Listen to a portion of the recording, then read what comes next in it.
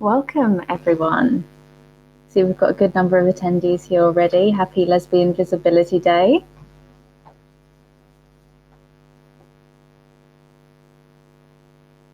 I'm assuming many of you haven't used AirMeet before because it's new to me. I think it's new to most of our speakers as well.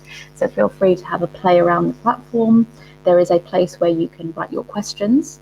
And you can also check out that question box so you can upvote other people's questions so we see them first. And there is a chat box if you want to talk to anyone. So I think we'll get started. We've got quite a bit of content to get through. So my name is Alex Desar, and I'm co-founder of House of Pride alongside Lou Caulfield. My pronouns are she, her. Feel free to introduce yourselves in the chat as well. It'd be great to see who we have on the call. For those of you that don't know, House of Pride is an organisation that creates new and meaningful experiences around the queer community, centred on women and non-binary people. Our work includes things like these events and initiatives production, content production, trainings, and queer media and brand consultation. And our mission really is to create an eclectic community that really platforms queer excellence. So speaking of queer excellence, we've got an excellent panel here today. That was an incredibly cheesy segue. I do realise that, but I'm going to hand over to them shortly. But before we actually start the session, I do want to hand over to Maylis Djikalou, who is going to lead us into a meditation. So we know it's 5 p.m. here in the UK. So we know you've had incredibly busy days and are probably rushing around from meeting to meeting. I've just come off of another Lesbian Visibility Day panel, so I need to kind of center myself as well. So Maylis is hopefully going to make sure that we're all present and listening to each other. So I'll hand it.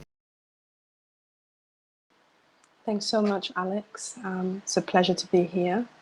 So as Alex just mentioned, I'm aware you've all come from somewhere. So if you could just kind of, shake things off a bit, move your shoulders and your neck, anything that might just feel like tension.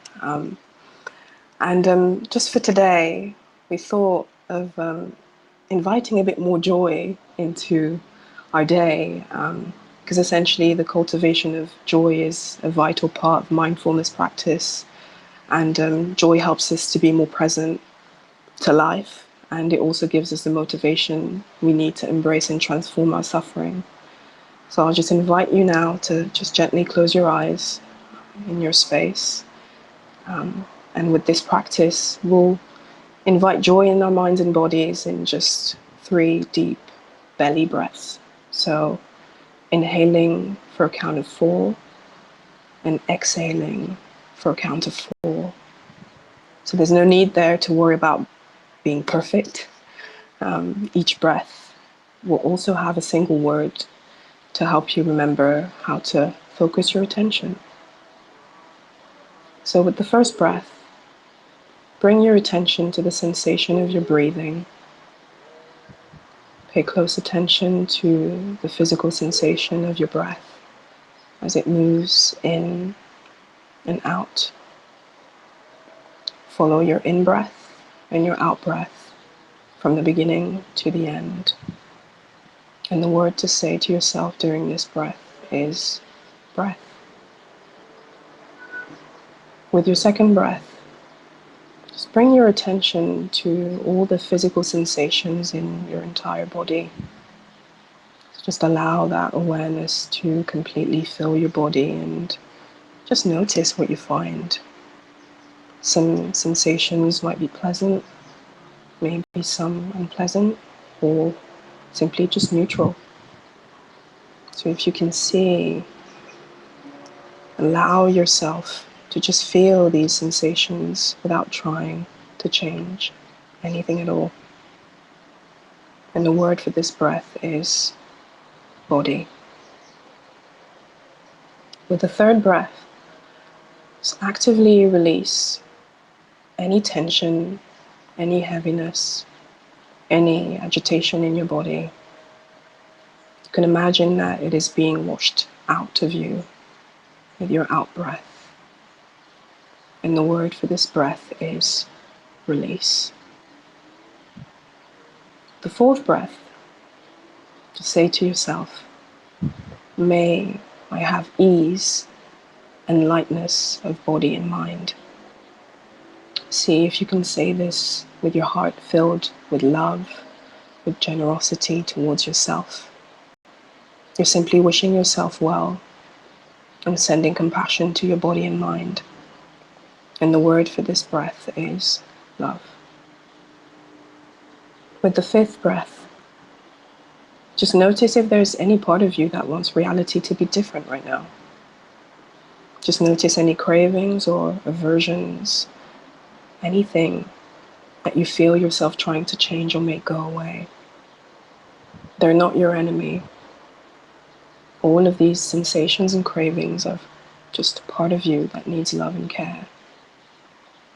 And the word for this breath is cravings. Every moment in life, there are infinite reasons to suffer and infinite reasons to be happy. What matters is where we're putting our attention. So with the sixth and final breath, just become aware of all the beauty within and around you in this powerful space of queer women.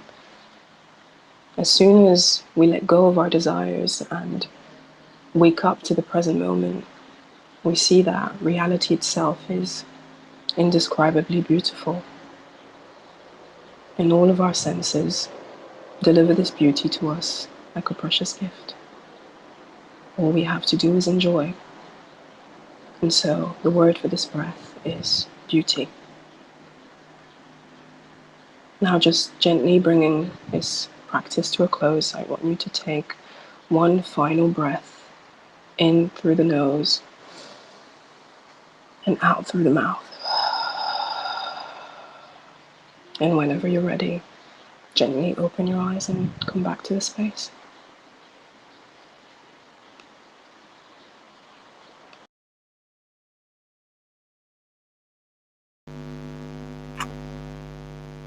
Thank you, Maylis. I feel a bit of a head rush actually. It's the first time I think I've stopped today in a while.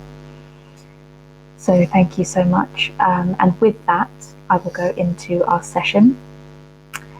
And let's start with, since you've been speaking, Maylis, and given us that beautiful introduction, I'd love to hear about you, and if you could introduce yourself with your pronouns and what you do, that would be great. Thank you. Thanks again, Alex. So my name's Maylis Djikalou. My pronouns are she, her.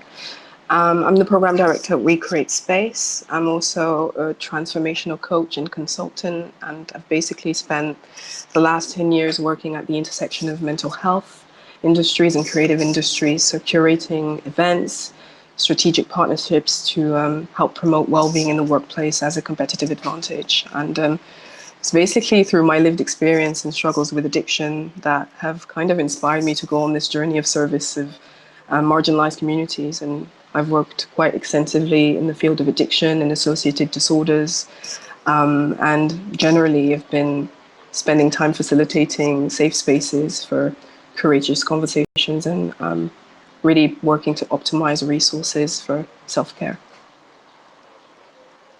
That's amazing. Thank you, Maylis. And for anyone who didn't hear our intro to this panel and this platform as well, please feel free to say hello in the chat, write in the chat, and ask any questions. So as you hear about people's experiences, because they're all such wonderful speakers here, you have any questions, we'll take them at the end, but please do pop them in the question box. So if we move on to Chinelo, please, could you introduce yourself and your pronouns? Hello, everyone. I am Chinelo Nwosu. My pronouns are she, her. I am currently the head of social impact at Tumblr. Prior to joining Tumblr, I spent over 10 years working in fundraising in the nonprofit space, and also doing program management. I even spent some time overseas in Rwanda teaching English, but mostly my work here at Tumblr is really kind of melding all of those things together and being able to kind of be Tumblr's eyes into the nonprofit space and advocacy organizations, and really help match our interests, our community's interests, our users' interests with the good deeds, and activate their activism in a very impactful way on the platform and off the platform. Amazing, and we will hear more about that amazing work throughout the panel. Sophie, you please introduce. Hi everyone, my name is Sophie Kershaw and I work in internal audit in risk at PwC, and my pronouns are she, her. So I'm now the UK co-chair of SHINE, which is our LGBTQ+ network at PwC. And I've also recently been involved in setting up an East Midlands network. So I'm based in Derby with some other local organisations so that we can do more collaborative events together in the community. That's great. Thank you so much, Sophie. And Jess, could I get you to introduce us? Sure, thanks. Hi everyone, my name's Jess Williams. My pronouns are she and her. I work at Mace as the Diversity and Inclusion Manager.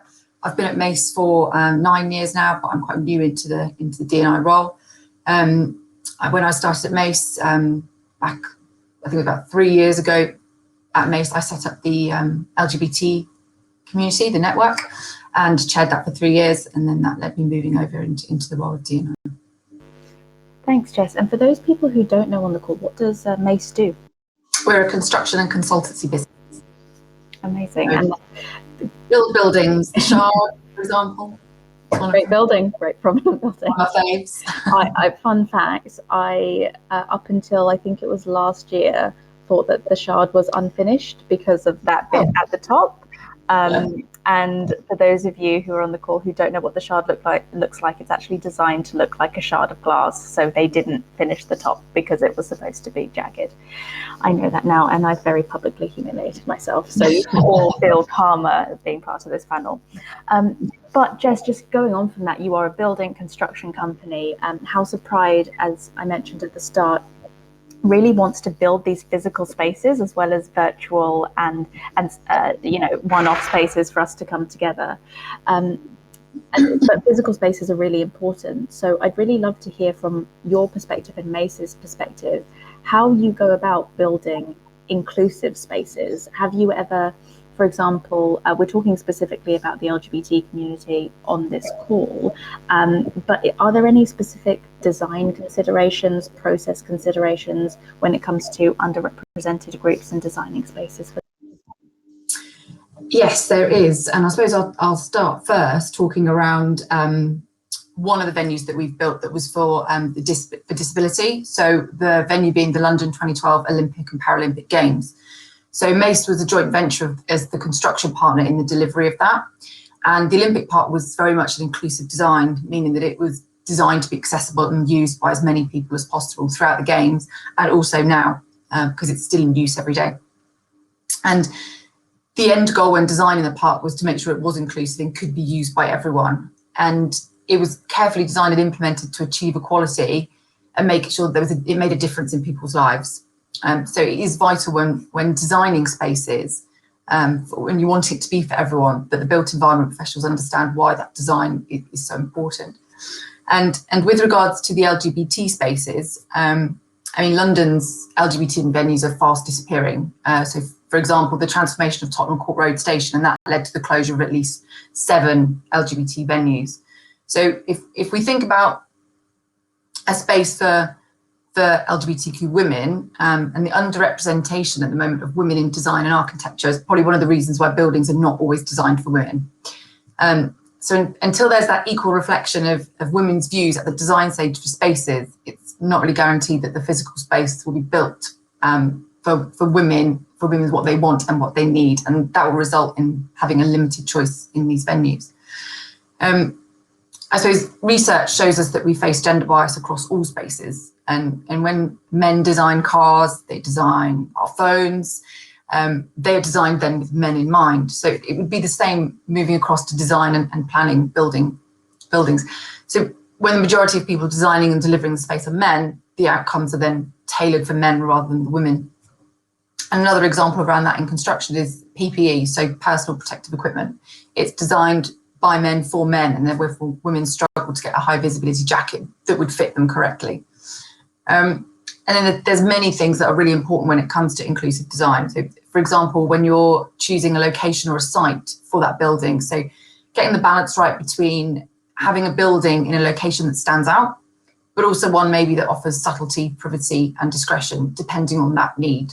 And also thinking about what the statement of buildings to make internally and externally, and considering the impact of the building in the environment and in the community. At concept stage of a project, when we're building something in Mace, it's quite common to have user groups involved. So if building a specific LGBT space, it'd be essential to have a user group in the process, and they would form the brief. And you don't really get these in private buildings, and we're building that sort of space like offices or commercial, but it's very common in designing education hospital spaces. So a user group would consist of other businesses that are surrounding the area, getting them engaged, and then involving anybody that's got experience of designing or using those spaces. And then it ensures that the space is created and caters for needs, trends, and culture. I think security is also a big one. So it's no good creating a space for people to enjoy if it's not safe. So we need to have that needs to be in mind. Flexibility of the building as well is also important. So whilst the building may be for a primary use, the building also needs to be flexible to allow for different events and different uses. So therefore, the long term, it will keep it sustainable. Regarding people that work on the building, so your subcontractors, general contractors, facilities, I believe that the workforce should be diverse, and therefore there should be evidence of that within the leadership teams of building these spaces. I think having this panel event has really made me think that perhaps the industry hasn't put as much work into it as we could as to understanding how to create these places and create these buildings, and that they're not as LGBT friendly as we'd think they would be in practice. So it certainly feels like we're at the beginning of the journey, and it's really great, I think, to be able to have these conversations which can allow us to then take a clear step forward. Thank you, Jess. That's amazing. A lot of really useful information there that I've just been noting as well, because obviously as House of Pride are starting to look for and build our physical space, all of these things need to be taken into consideration.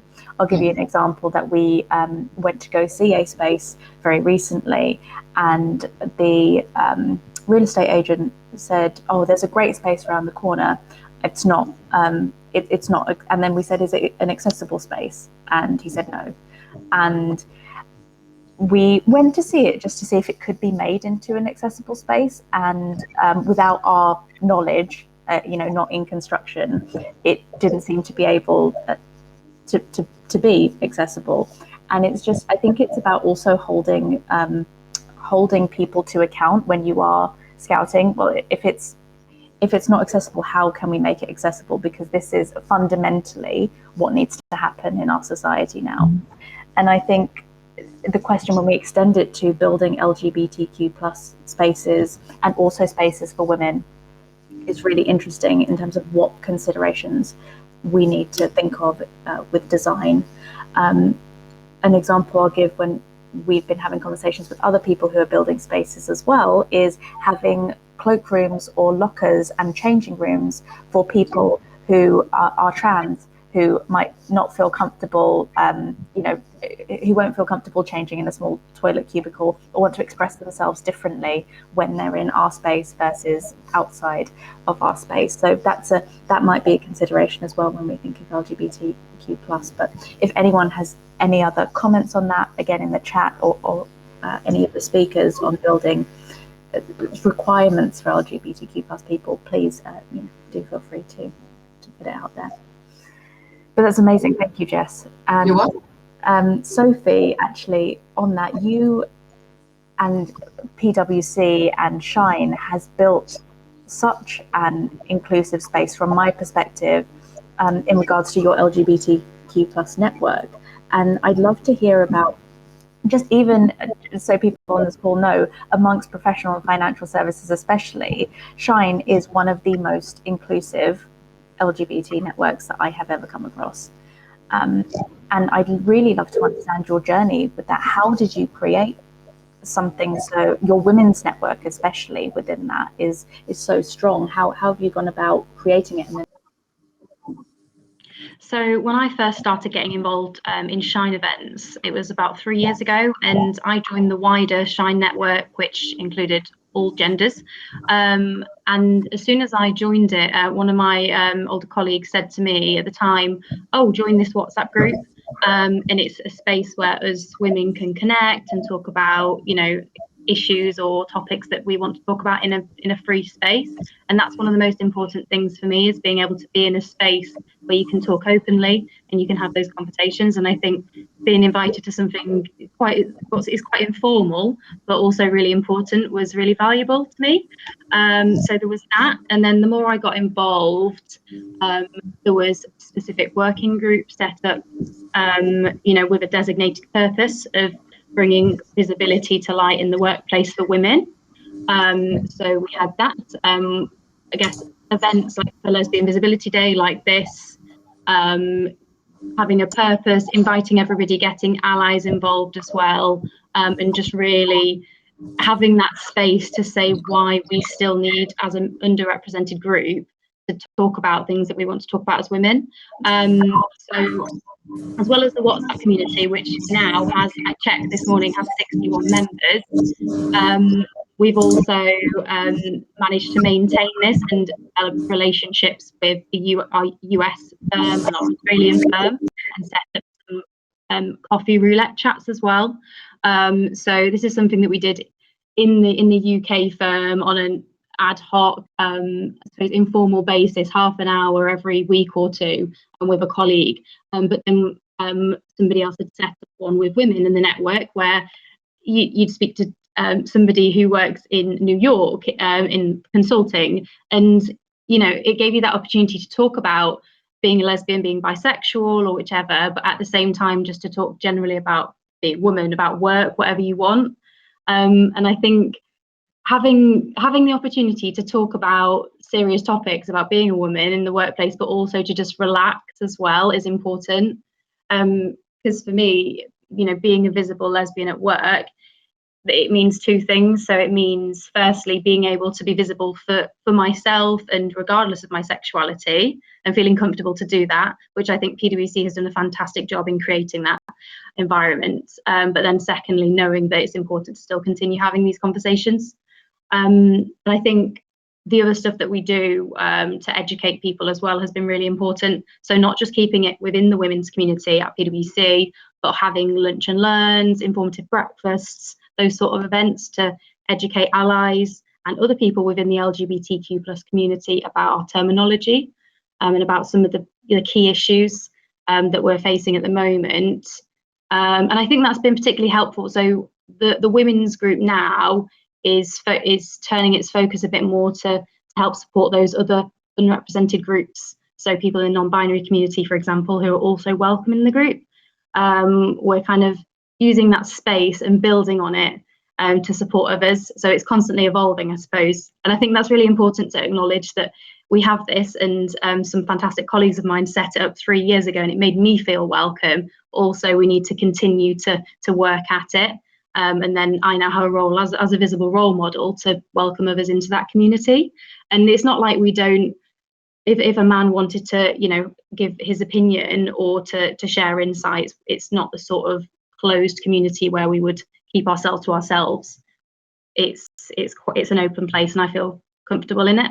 And I also, another thing I want to add on this is, we've got some senior women. So when a senior woman is out in the workplace, I find that really impactful for me too. So when I see a partner or a director from our firm speaking at a panel discussing their sexuality, that makes me feel more empowered to be visible too. So I think that buy-in from senior team members is so important. Absolutely. And I'd just like to echo that by saying, you know, some people will say, oh, is it important to be out? Is it, you know, do I need to come out? Obviously, come out whenever you feel safe too. But there is a sense that people don't think we exist, I think, especially as queer women. And so when we are wanting to put on an event, or when we're asking for something or budget for something, or certain requirements for us, it's often it tends to be, it won't reach enough people. There's not that mass audience. So I think by having people speak out and speak up and be visible, it does put pressure on an organization to see we are here and we are important. Yeah, definitely. And actually, so we've got a Lesbian Visibility Week event coming up this Wednesday. So let me know if anybody wants to be added to that as well. But actually, the response that we've had from sending it out to people is different organisations coming back saying, "Oh, I haven't seen this type of event before in my workplace." And I guess for me, who's joined the network 3 years ago, and we've always had it around, it's acknowledging actually it's not like this everywhere, and there are other places that need more focus on it too. Absolutely. Thank you, Sophie. Now, we've heard so far from Jess and Sophie about almost protected spaces, I want to say, if that's fair to say to both of you, these kind of spaces where you can almost control who comes in and out of them. So as an employee of PwC, you're interacting with other employees or clients, and in physical spaces you can control who comes in and out to a certain extent, or the type of people you let in. But someone on this call has experience in a very different field, and that's Chinelo, who comes from Tumblr. The internet, I mean, that's it's big, and it is anonymous, and it is I have so many words to describe it, but basically it's not a protected environment, really. So how do you create spaces, for safe spaces for LGBTQ plus women we're talking about on this call, particularly on? Definitely. So first I'll start off by saying, in my unbiased opinion, Tumblr is the queerest place on the internet. For sure. We've started it's in our blood, and it actually started off as a co-creation between the way we started and our users. We are really in tune to what our users are saying. We thrive off of listening to our users, what they need, and we really take a lot of stock in our most vulnerable communities, and that being LGBTQI plus communities and our youth communities, and the intersection of all of that. So because Tumblr is really focused on bringing people, connecting people, bringing people together around niche, within niche communities, intersectionality. So the LGBTQI plus area, and women and youth, all of that is really kind of a meld of a lot of things. So it's really a place for you to discover yourself, express yourself, and really find out some things you didn't know about yourself. So that's one of the really good things I love about Tumblr is, and enjoy working here, is that because I get to show up as my full self, really, and really feel visible. So visible can really be, for me, is representation. So even if that is the beginning of representation, or there's somebody that already is there like me. And really on our platform, you can always find someone on the platform that is like you, and may give you that sense of hope, may give you that education around something that you need, or something that you didn't even know you were interested in. But having those spaces where people can really fully show up as themselves is amazing. You mentioned it, the point about being anonymous. Tumblr is completely anonymous. You have the anonymity factor, and it allows for a lot more authenticity that we've seen in a lot of our users. Because of our level of privacy, we don't have any public follower count that really we've seen in our users count. We've seen on other platforms kind of counteracts kind of the performativeness of of what you post, how you post, when you post. You can just post on Tumblr and it can live, and you may have posted something a year or two ago and it'll come back and be really relevant tomorrow. And it will jump in curiosity for our users. So yeah, we've just seen that it's really been a place to, because of all these things, it's been a place for our users to really foster a kind of environment that is safe to explore different self-explorations, identity expressions, and find a community that's supportive without pressure within all those tiny niche communities, whatever they may be. I think that's so important. The anonymous thing is really interesting though, because there are some platforms where we've seen that being anonymous means that you can say whatever you want, and to avoid, you can be as horrible, as mean as you like. You can even post people's addresses on the internet. And Tumblr really has managed to avoid that. And I just wonder if it from my perspective, it seems like a conscious effort, but are you continually evaluating, how to create that culture and how to keep it, how to stop it going down the, let's say, 4chan kind of black hole? Are you having those conversations? So again, we are actively looking out for these things in all of the spaces, all of the vulnerable spaces. So that being LGBTQI spaces, race relation spaces, things of that nature. We are actively looking for these things, but we also put this out to our users. When you see something that triggers you, report it. We need to know that it's there, because the internet is wide, vast, and as you said, potentially a black hole.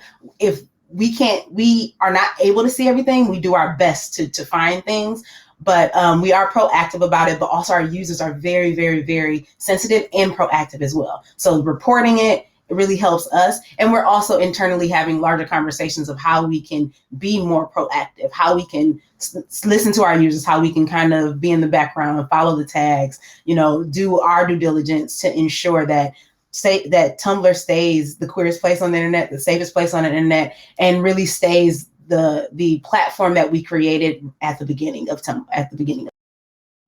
And I think part of that helps, and you touched on this in your answer, is that sense of loyalty and community. So if you see something, say something, that sort of thing. These users who aren't just going to leave the platform if they see something, they trust that the people in charge will deal with it. And there is that very close relationship with with the company and the users. And I wonder how that extends, just moving on to Maylis. I wonder how you're obviously representing well-being and in the personal and professional work that you do. I wonder, without that sense of community, what space means, and especially as well for LGBTQ plus people who often struggle to find, I guess, that peace within themselves at an early age, or whenever they're going through that coming out process, not feeling like they fit in anywhere. I'm speaking from my experience. I tended to be then quite isolated, and I think that happens a lot. So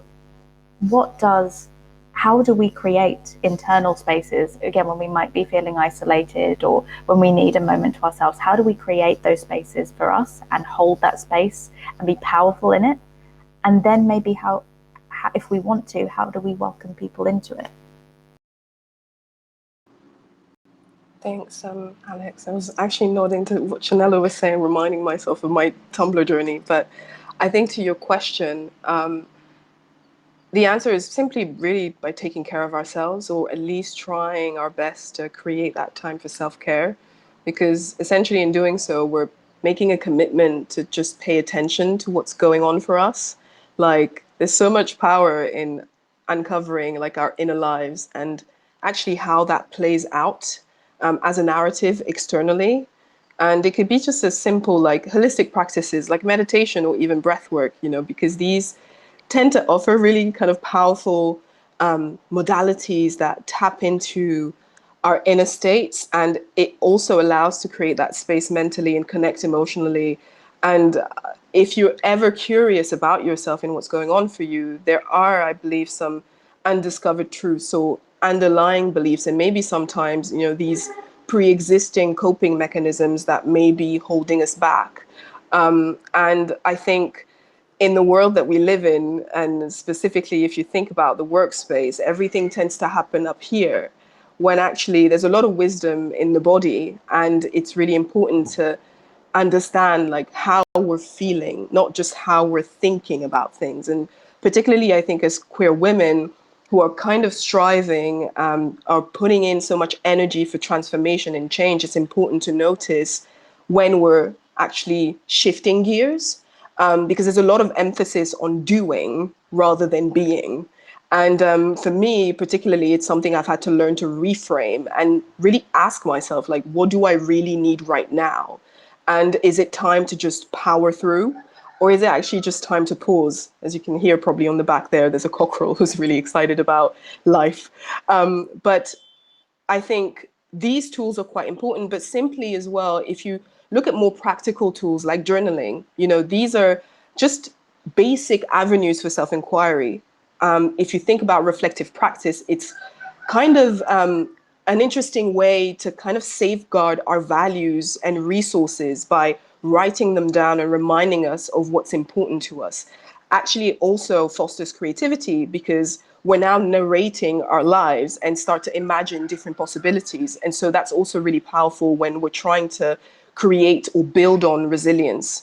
And to your last point around, allowing others in, I really believe that requires a lot of vulnerability, because being seen is not something that comes naturally to people who've probably been living in the shadows or hiding parts of their identity. And I think it takes courage as well to open up, but also curiosity and a willingness to receive, because a lot of us think that, it's about telling who or sharing who we are or telling everybody and anyone, but it's about also allowing people to see us. And with that, we come to maybe receive what their feedback might be and maybe questions, because there's so much stigma around lived experience. And I strongly believe that a really interesting way to challenge that is creating opportunities that shed light on what unites us and maybe our unique strengths as well, but also what makes us different. Because I think difference is what makes all of us quite exciting. And for me, it's really essential to keep in mind that judgment is not somewhere in the background, because a lot of us are fearing that judgment. A lot of us are thinking that. And I think for my story in particular, coming out or even being my full self was primarily around, kind of understanding the environment that I'm in and almost tapping into this hypervigilance and not trusting. And in order to allow others in, there's just that level of mindfulness that will require for us to invite and bring in some stillness to receive what others are saying as well. I think that's really important, especially when we consider the demographic that we are talking to on this call. And I just want to share I'm aware we're coming up to time. I wanted to share some high level statistics and some results. House of Pride have had a survey open for the last 17 months, which has been about physical spaces and spaces for LGBTQ plus women and non-binary people specifically, rather than us, building something that we want and hoping people come. We wanted to get people to tell us what they wanted and then build it. And that survey remains open. If you go onto our website, we're going to continually be asking people what they want and reevaluating, especially post-COVID, etc. But it is interesting what you say, Maylis, when I think about some of the results for our survey, and I have them here. The full report will be published at the end of the week, and we'll put in snippets on social media. But some of the most popular industries, so we had over 500, nearly 1,000 people complete this survey, and mostly from the UK and Ireland. And there are some things like 1 in 5 of respondents had a mental health issue.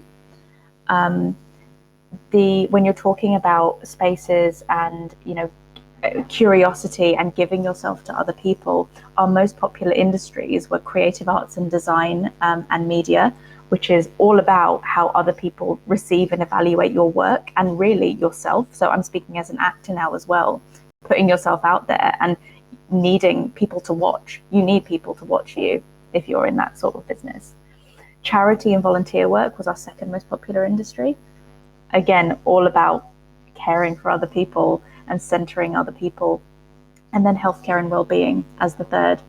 And look, I think that speaks to, this is, me maybe generalizing, but I think that speaks to women as well. But, we do need to take into consideration that these LGBTQ plus women who are a minority within that underrepresented group, and finding those spaces for ourselves is so important.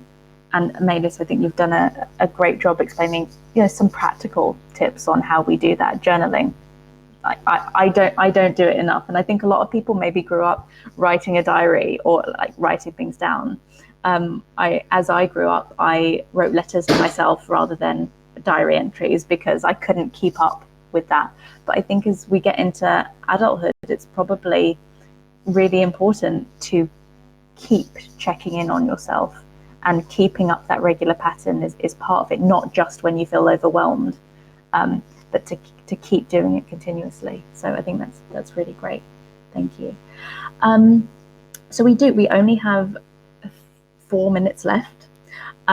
So whilst I read some of the questions, and everyone feel free to pop your questions there's a question box here.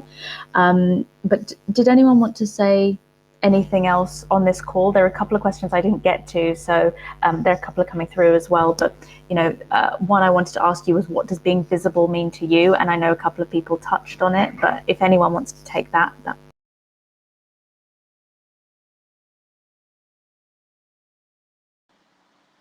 I mean, I'll just say something about that. I think it was Chinelo touched on intersectionality, and for me, it's about really being aware of our intersectional identities. And because when we're talking about visibility, in my case, for example, I can just off the top of my head say Black, African, female, queer, etc., and also with the mental health issue. And simply just yesterday, we were doing a retreat for LGBTQ men, and opening up and saying that I faced issues with addiction, it just completely allowed for 3 other men to show up and say, oh my God, I've never really had or heard anyone be so open about their addiction issues. So for me, visibility is also almost equated as well with storytelling. And I feel like it's a really beautiful mesh when we allow ourselves to not only stand and be seen in virtual spaces, but when we actually step into our power and share and speak up about what's true for us. There's a quote from Elaine Welteroth that I love that says, when you exist in spaces that weren't meant for you, sometimes just being you is a revolution. So those types of things really kind of drive me in all of the work in like my daily life. I show up as Chinelo as often as possible and as much as possible. And I feel like that has helped not only me in the work that I do, but also help those who, and this is about to sound very cocky, but like help those who are with like in the in my orbit. And same for me, people who like really fully show up as themselves, full energy, full 110% them, even though that's probably not possible, but 110% them, really help others show themselves, and that being able to identify with that type of energy. Like, she is fearless, she is able, she is doing all of the things. And that means that I too can be fearless, able, share my story, and do all of the things as well. I'd like to agree with that one as well. I feel like I'm very comfortable in my sexuality, and joining PwC, it honestly wasn't something that I was concerned about until when I joined Shine, and then I started learning about lots of different people and their experience. It inspires me more to be myself and to be visible, because there are people that are struggling with their identity, and I know that I can make a difference just by being me. And I'd also like to add on what makes a good queer women's space is that making it accessible for all women. So it's one thing for everybody to join it, but you also have to welcome people in, and to make sure that people who might not feel gay enough, or might be different because of their intersectionality, that it's also an open space for everybody to join. Definitely. Thank you, everyone, for that. And I just want to pick up on as well, Maylis, you said about storytelling. Like that really hit home, because I think when I thought about curating this event and the type of spaces that we wanted to see represented on this call, actually a lot of it boils down to storytelling and how we create them, because obviously there's your own personal journey. Chinelo, we're talking about Tumblr, and there's and the internet full stop, really. It's a lot about storytelling, especially Tumblr's kind of ethos, and how those, you said something you post 10 years ago could come back into fashion, and those kind of links that you make. Sophie, the storytelling role models, I think you're talking about visibility and being yourself and being open about your story. And just the physical spaces, I have read some amazing articles about how physical spaces are designed to tell a story. So say when you go into a supermarket, right, you're going in and it's designed a certain way to make you buy certain things where you immediately know, okay, back left section must be where the dairy products are, or, we have those stories in our head, and spaces are designed around that. So I think storytelling is a great way to frame visibility. Thank you. I've got a couple of questions here. I know we are running over time. I'm going to ask them really quickly. So we've got Samantha here, loves the idea of creating a space for LGBTQ plus women. Actually thinks queer female voices aren't often heard at her organisation.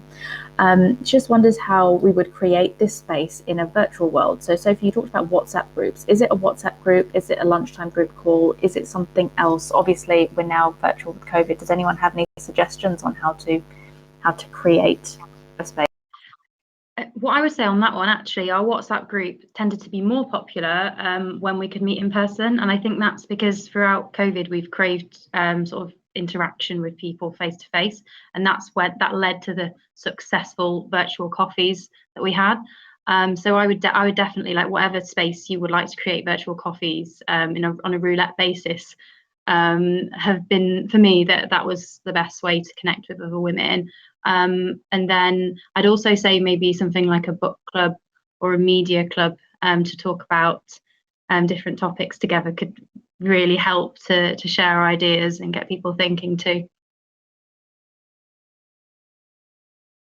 I think that's great. The other question was around a similar topic. An industry that's, this person works in an industry that's very male dominated. They're not out at work, even though they're very open in work, and would like some advice on creating that virtual space. And I think maybe Sophie, you touched on that with saying, do it around a book club, do it around another interest. Something, if you're not comfortable sharing your sexuality at work openly and taking that step, then you could join a group as an ally, potentially, would be my suggestion first of all, or start creating those spaces around something else, and you'll find your people gravitate to that space anyway. Sorry, I kind of took over that, but does anyone else have anything? I think those are really good points that, I know at Mace, our network does exactly that. We have a book club, we have bi-monthly coffee mornings, and we've always branded our network as LGBT plus and allies. So we open it up for anybody to join, and everybody feels included in that group. And, it is very much that support network. And I know that the group really pride themselves on that they are there for our employees. So it is that safe space. I think it's really important that any network within a company provides that safe space. And, Mace, a construction company, we're also incredibly male dominated. And it can be difficult. It can be difficult to reach those people out on site that you don't see in the offices every day. But it is really important to get everybody involved and make everybody feel included. And I just wanted to add to that, Tumblr is free to everyone. And feel free to start a community on there for either within your workspace, but also within the community that's already built.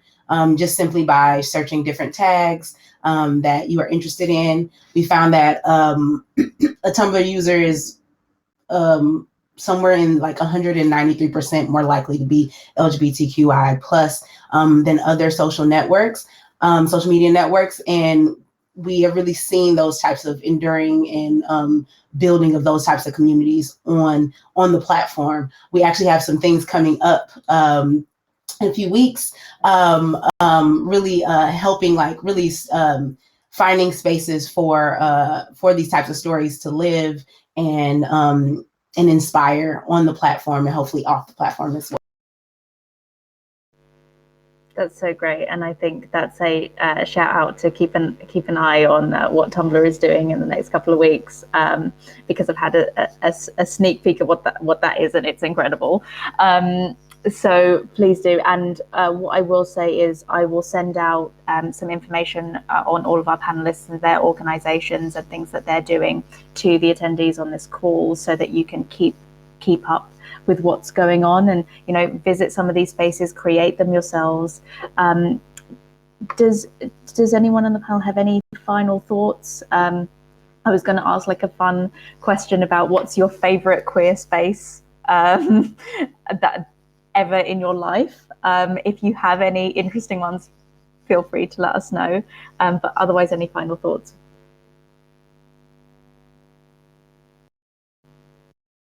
Nobody has a favorite queer space. You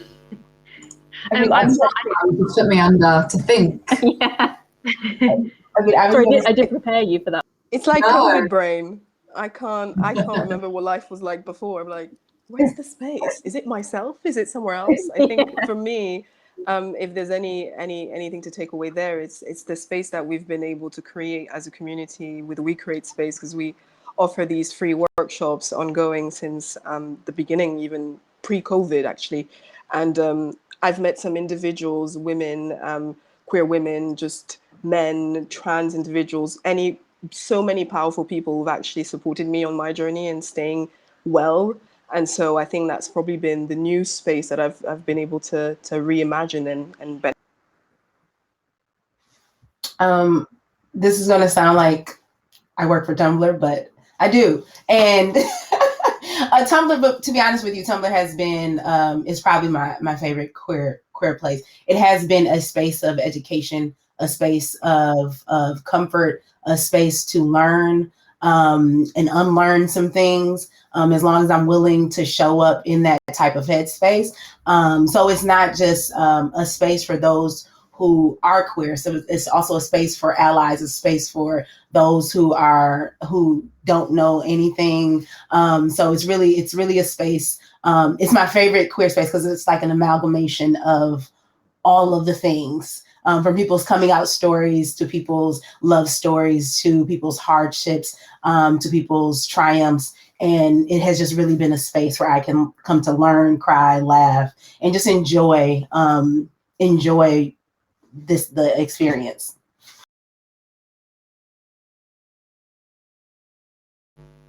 Some amazing spaces there. I agree. Tumblr is, again, the same as Maylis, like was part of my journey growing up and coming out, and I think that's the same for a lot of queer people. Jess and Sophie, any spaces you want to add that mean a lot to you, potentially queer spaces or just space?